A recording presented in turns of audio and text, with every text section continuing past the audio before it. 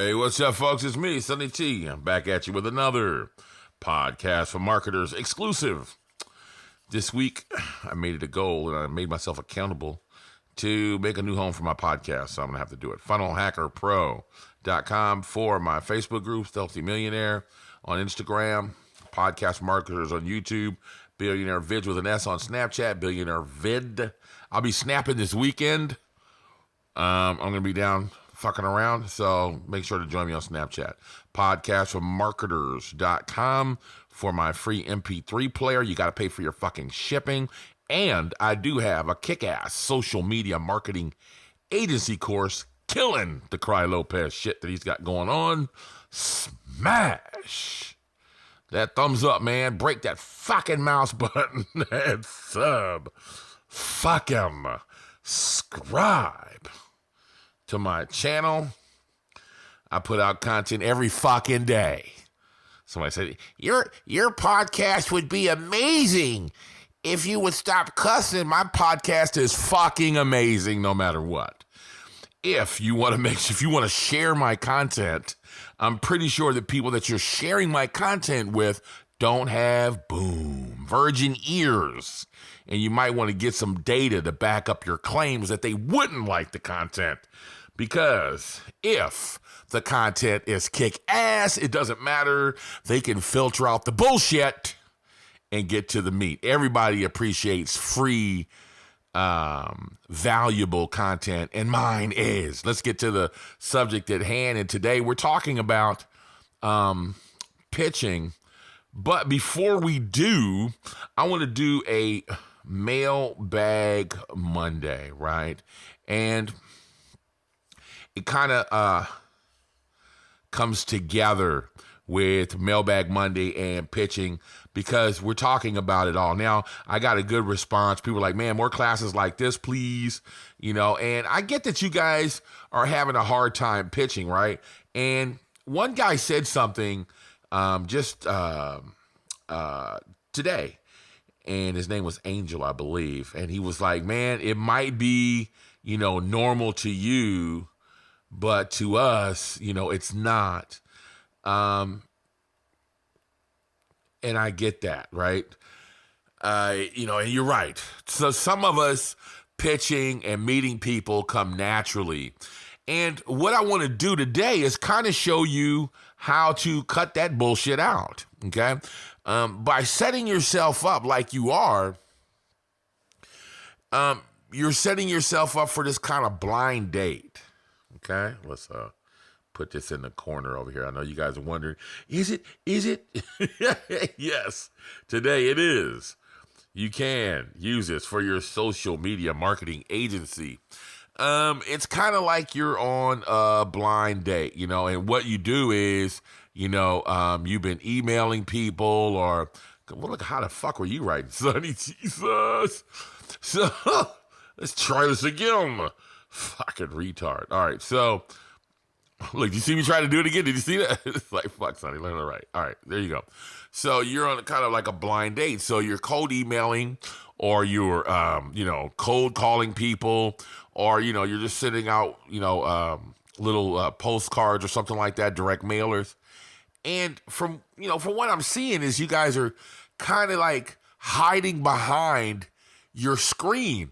Well, you're fucking yourself in the ass, right? And it's because if you're already an introverted person, then you can't use those tactics to go out and get new clients. So one of the questions was, what's the best way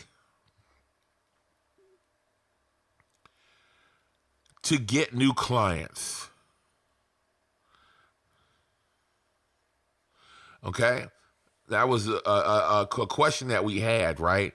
And so they're like cold emailing, LinkedIn, and all this stuff. If you guys really want to growth, hack your growth, right? And you want to grow faster than any other social media marketer out there, right? And any other agencies, okay? This is you. If you want to grow faster than anybody else out there, there's one tactic that you need to use that's going to get you past everybody, okay? Now, the first thing is, I look at business cards, and this is what we call them, they're bullets, okay? Shoot those bullets everywhere. You don't know who it is that you're meeting, okay? Some of you guys haven't heard the video where I said that I used to drive down the street, okay? And I'm kind of repeating myself here, right? I used to drive down the street and I knew my demographics, right? These are storefronts, okay? And I would just look for, this was back in the day, I would look for stores that were in my demographic. Now, back then I had a video. I basically was a MTV before MTV was MTV, okay? I had a little video show, okay? So I knew, people that, young people that watched my show were, 18 to 24, a little back then millennials, right? It was Generation, I believe, X. And, car radio stores, back then, soul food joints, barbershops, all of these, car washes or whatever, all of these were pretty much in my demographic. So I would just pull the fuck over and ask to speak to the owner, right? Went right down Crenshaw Boulevard in Los Angeles and just pulled over. Hey, man, let me speak to the owner, right? That right there, okay? That right there will help you get new customers. Walking in and cold calling people that way, right? Now, let me get back to the bullet points.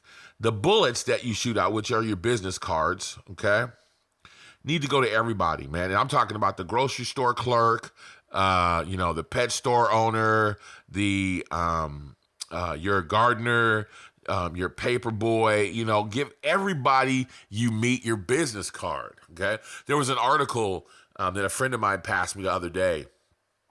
And it was an article about a guy that's, in the news. It's been passed around almost 100,000 times, that he's going around giving girls his card and just saying, text me. And the card is something like, it looks like an iPhone or something stupid, right? First of all, he was innovative and he made something up. And then the next thing is consistency. He just does it to everybody. Those are numbers. Okay? And I'm going to tell you why you do this, because you're wondering, well, these people here, my gardener, why would I want to give my business card to them? It's not about them. It's about who they know. Eventually, something's going to happen. This happened to me and it's happened to you. A friend or a friend of a friend or somebody, even it could be your mom or somebody's going to be like, you know what, man, I need somebody that's going to teach me how to do Facebook advertising. Oh, you know what? I met this guy that was in my line at the grocery store and he just gave me his card. Let me look through my purse. Let me, find that card for you. It happens. Back in the day, man, we used to have books. I bullshit you not. And I don't know if they have them anymore. They were kind of like photo albums. And they had little, pages in them. And you had business cards. And they were clear, so you can look at front and back. And you had business cards. And I used to just flip through my business card like a Rolodex, right? And that's how many business cards I used to collect. Because you never know who you're going to meet, when you're going to need them. And so you might be thinking, oh, man, I need to go in business for blah. I need to do this in my business, right? And you'll just look through your business cards. And people do that, right? A lot of people just stuff it down in the person. Today, it might not mean anything. There's a very good suggestion on what you should have on your business card. And the first thing that everybody suggests nowadays is that you have your photo. Okay? Because when they're looking through the business card, they go, oh yeah, that's it. That's the guy. Nobody does that anymore, right? So make sure you have your photo on your business card, and you need to have one page with all of your social media shit on it, right? So it could just be, my socialmedia.com, Okay, and it just needs to be one good page listed with everything that you can be, LinkedIn, Facebook, Instagram, Snapchat, all of that shit, right? Kind of like a bio almost, right? And then have your phone number, website address, and email, right? Those are all important, but the photo is cool because if they don't remember the name of your company, they'll definitely will remember your face, right? So that's the first thing you need to remember. Now, if you've noticed, everything that I've told you to do so far was totally in person, right? So here's what I do, folks. And I know you're going to think it's weird and it might be counterintuitive, but I do everything retro, okay? So this is what I think. What was working in 1950? What were the fads in 1960? What were they doing in 1970, 80s, and 90s is about as far as I'll go, right? I really don't even like going to 90s. But what was going on during this time? How were they marketing? What were they doing, right? And I totally go retro. Why? Because everybody is emailing. Everybody is cold calling, leaving. They're doing it with robots and shit, right? And everybody is sending mail. Okay, what were they doing before then? Okay, what's working now? And I'm gonna give you an example. If you started emailing people in the 1980s, you would never get your email opened. Why? Because spam was huge. I'm lying. The 90s, excuse me. Spam was huge in the 90s and the early 2000s. Okay? But now, people open their emails. Why? First of all, people stop fucking spamming, right? And now you can trust when you opt into somebody's shit that they're not going to just fucking send you offer after offer after offer. And if they do, you can click an unsubscribe button, right? And Gmail and Yahoo and AOL Mail and all the big mail people, Hotmail, have really good filters now. So people aren't scared to opt into your shit, right? So email works now. So everybody's doing it. Right. And so now we know that business emails, if your business is listed and your email is there, we know that's not spam. It can't be considered spam. People call it spam. It is not spam. Although you don't want to be spammy. You don't want to be spammy. You don't want to be a dick when you spam them, right? When you email them. So you don't want to be a dick. It is not considered, and this was back in the day, right? So you have the do not call list, right? But if their phone number is listed as a business, they cannot be on the do not call list. Right? Because you're a business. Anybody can call. You're a public person, right? So that leaves everything wide open. Okay. So if their email is listed on their website and they're claiming to be some type of business, people can contact them, right? Now, so that means that everybody's doing that. Every growth hack, I just said this a few classes ago. Every growth hack is cold something. Go look it up, right? Just put your favorite channel in here, okay? SMSs, emails, fucking social media. Gary V just came out with told everybody to fucking go spam everybody on Instagram. He's totally blowing it, right? Facebook's gonna put an end to that really fast. All right, so it's cold something, okay? But the main thing that they're missing is a fucking handshake, right? Let me tell you something. With email and cold, anything like that, man, let's just say your trust factor from a 1 to 10 is going to be fucking low as fuck. We're going to talk about maybe, let's say, a 2, okay? On a trust factor. Let's call it TF, right?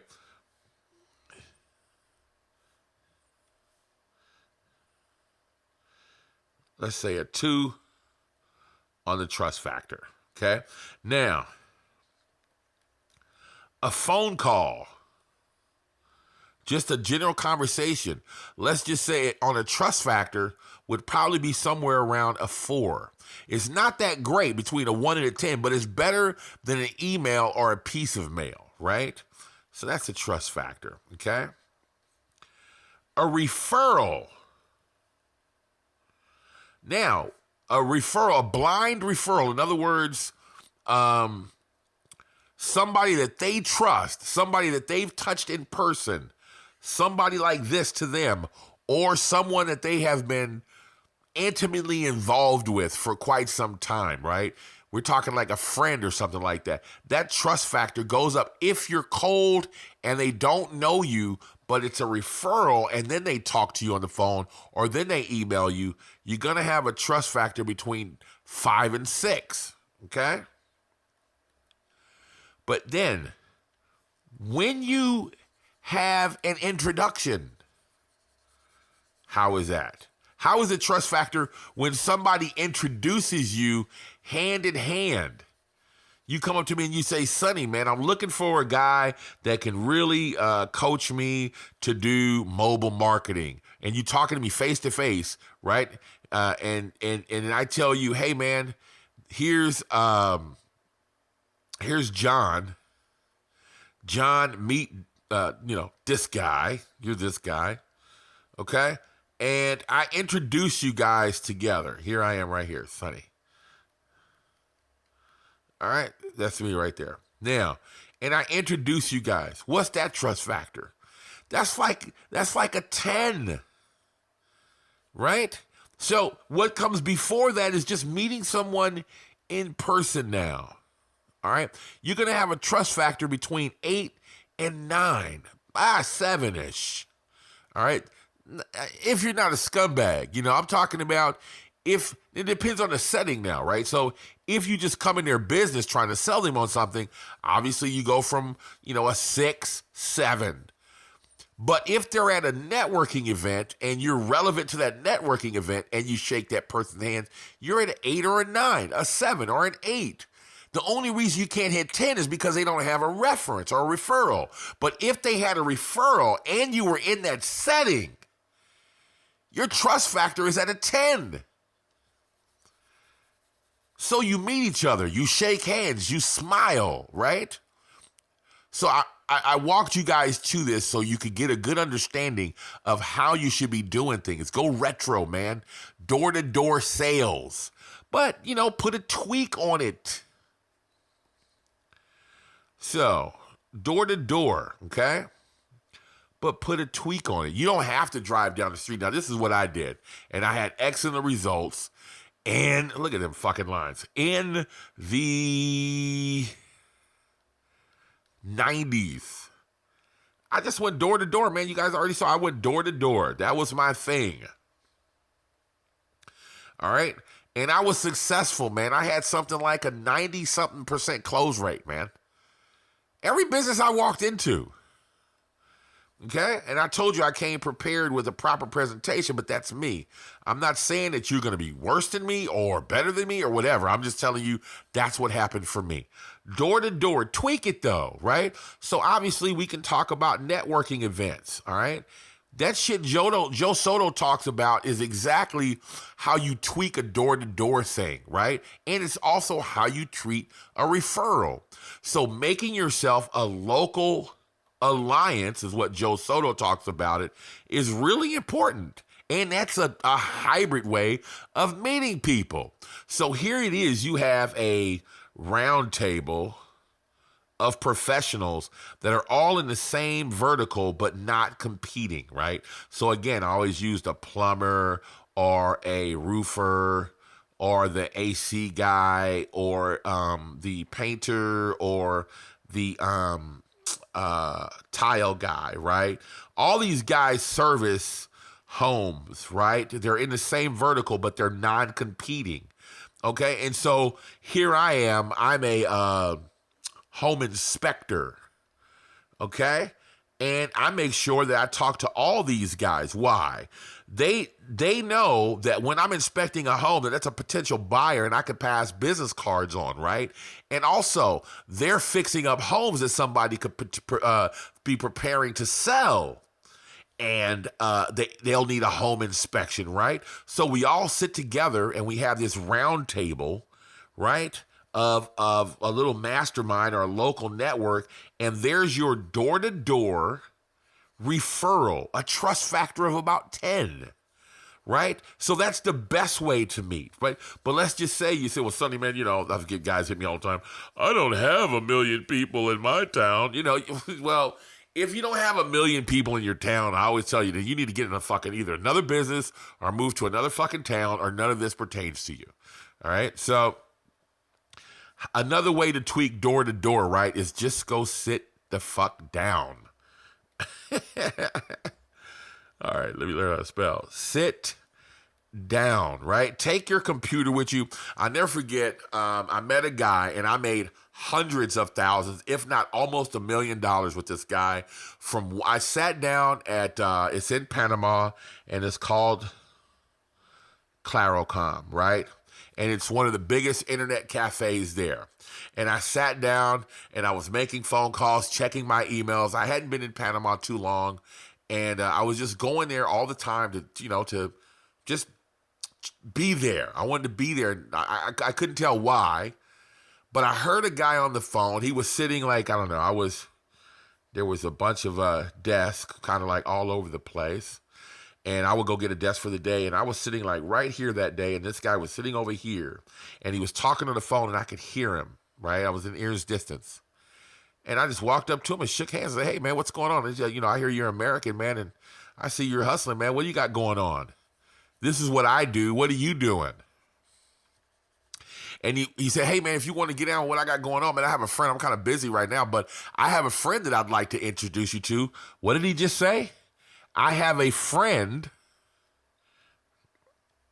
Handshake. Right? Here he is. His name was Carlos. Okay? And here I am. And here's the guy. I have a friend I'd like to introduce you to.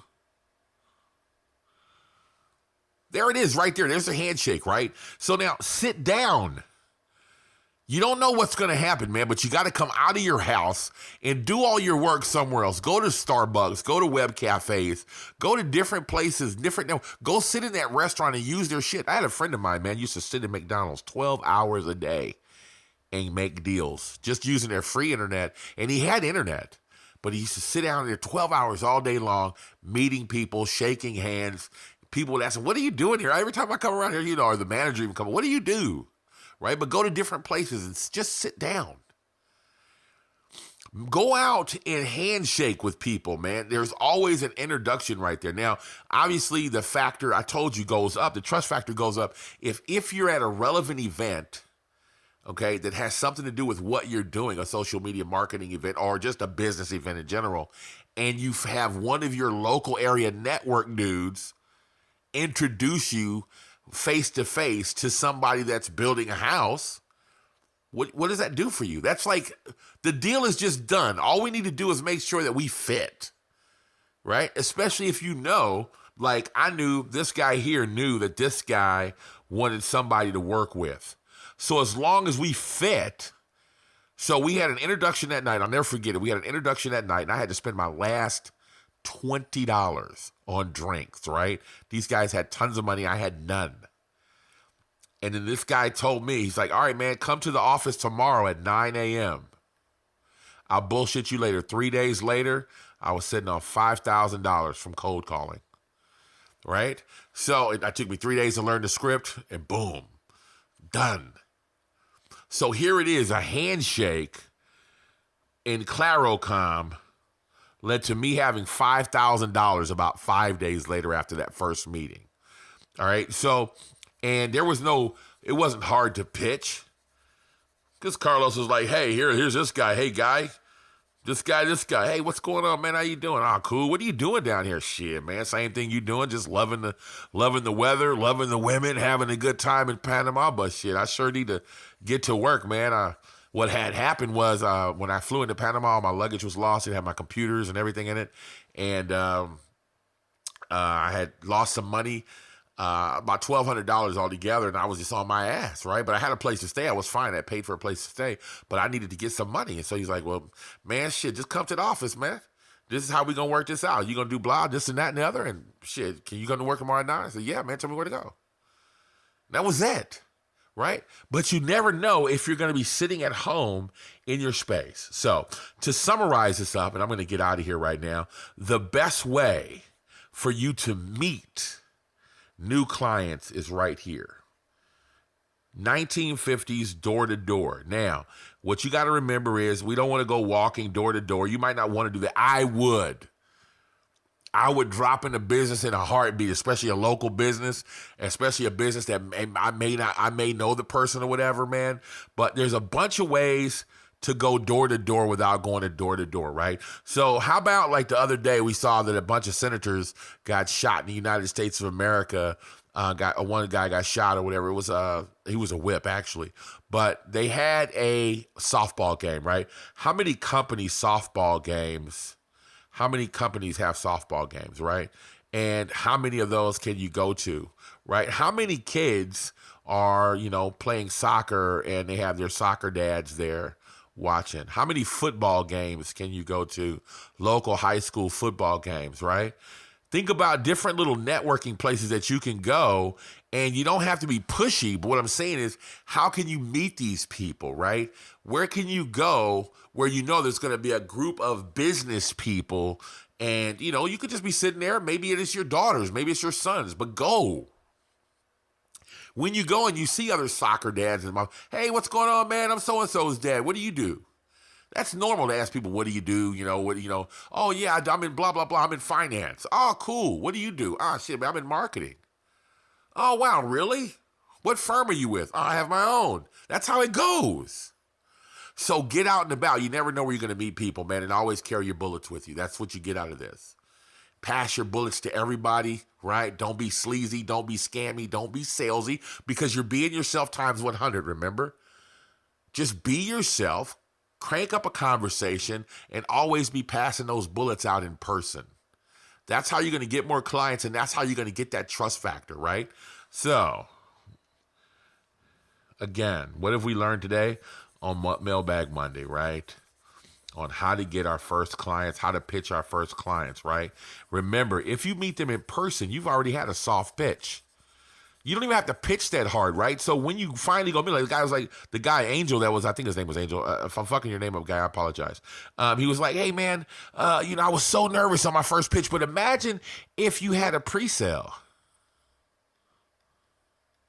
Imagine if you already met that person. So when you go sit down for the first meeting, what is it like? Oh, hey, Carlos, how's it going, man? Oh, cool, man. How'd you do the other day over there at Cloudcom? Ah, shit, I didn't have no luck, man. Did you and my guy meet up? Yeah, man, we actually had a really good meeting. I'm over there working in the office at 9s. Oh, cool. Hey, I wanted to let you to check this blah, blah, blah out. You see how you just segue right in there.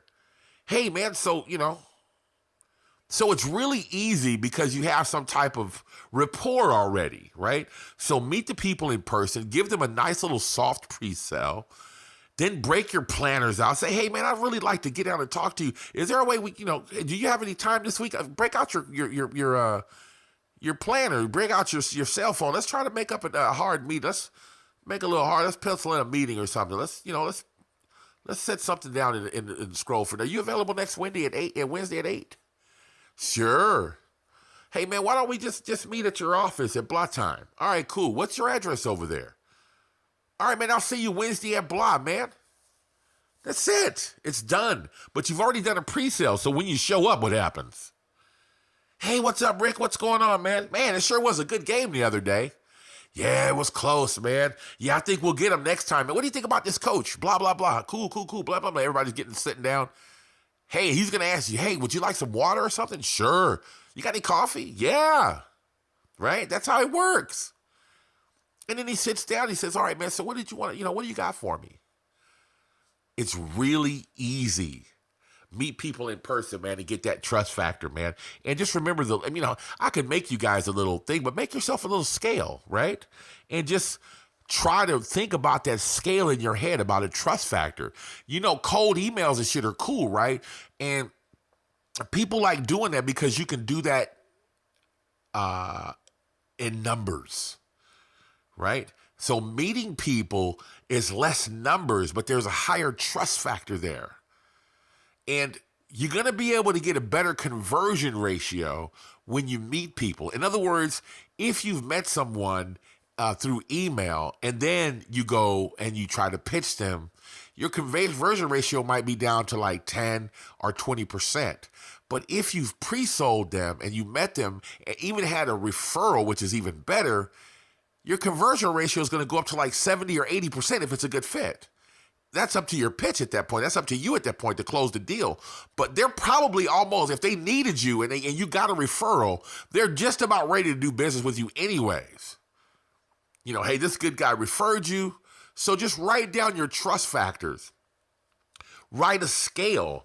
And, what I mean by a scale, let me just show you what I'm talking about really quickly for those guys that are kind of confused, right? Just write out a scale, man. Just write yourself a line like this. Whoa! Look at that fucking line. Look at that. What does that look like? Does that look like a straight line to you guys? No. Let's try this again, Sonny. Don't be fucking a douchebag. All right, listen, let's give these guys a straight line, right? No, it's not going to happen. Write yourself a scale, right? In trust factor, right? And start here being at a 1 and then a 2, 3, 4, 5, 6, 7, 8, 9, 10. In a trust factor, right? So that this trust factor here is, cold emails, and cold calling, right? And this one here, maybe this is direct mailers, right? Direct mailers are more expensive, and maybe it's a little bit more trust factor. They know you spent a little bit of money, right? And so then over here, maybe this is between a 3 and 4. Maybe you kind of group that direct mailers up there, but maybe this one is happens by, just kind of like, I met him at the supermarket, and that type of thing, right? And then right here, this is when we start to kind of get serious, between a 4, a 5, and a 6. And this is when you start to this is a meeting, but in not a relevant setting. So you met them at Starbucks. They're not quite sure, but they did shake your hand. They did look you in the eye. They have your business card, and you've shown them some things on your laptop, right? And you did meet them and kind of pre-sold them, right? Here's where you get interesting. You met them at a networking event, something relevant, shook their hands, and here is a referral that you met, and they knew the person. Every referral I've ever gotten and a handshake like that, I've always closed the deal and gotten the business, right? Everyone. Because the trust factor is through the roof. Everyone. That's just like your best friend or your homeboy walking up to you and go, yeah, I can vouch for this guy. You already know. If somebody vouches for someone, you just automatically, all right, well, this person said he's cool. I'm already doing business with this person, so fuck it. So, that's a bigger deal, right? So this is your local area network. This is the people, the local network alliance that Joe Soto talks about. This is really important, right? This is an awesome thing right here. This is a huge trust factor. Joe Soto says he doesn't even call anybody for business anymore. He all gets it from his Knights of the Little Round Table that he has, right?